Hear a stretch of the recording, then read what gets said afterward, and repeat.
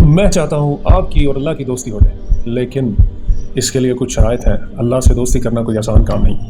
آئیے اللہ سے اور قرآن سے خود ہی پوچھتے ہیں کہ وہ میرے جیسے یا آپ جیسے ناچیز سے کیوں کر دوستی کریں گے۔ آئیے سنتے ہیں قرآن کریم۔ جو لوگ ایمان لائے ہیں ان کا دوست اللہ ہے کہ اندھیرے سے نکال کر روشنی میں لے جاتا ہے۔ میں اس آیت میں اس ایمان کی بات نہیں کی جا رہی جو عامت الناس میں غلط العام ہے۔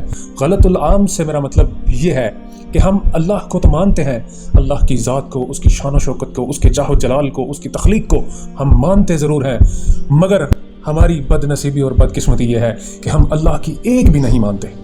یہ سب سے بڑا مسئلہ ہے۔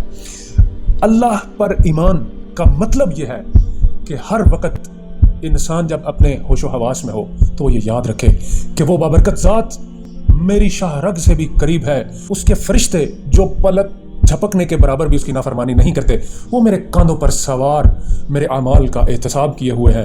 اس ڈر، اس فکر اور اس قربت کے ساتھ جو اپنے ہر لمحے کو گزارتا ہے، حقیقت میں وہی تو ایمان والا ہے۔ اور اللہ ایسے ایمان والے لوگوں کے بارے میں یہ بات کرتے ہیں کہ میں ایسے ایمان والوں کو دوست رکھتا ہوں اور میرے ذمہ ہے کہ میں ان کو گمراہی سے نکال کر ہدایت کے راستے پہ گامزن کرتا ہوں اور ان کی حفاظت کرتا ہوں۔ Please please please like, share, comment and subscribe خیر اما اردو چینل۔ جزاک اللہ خیر۔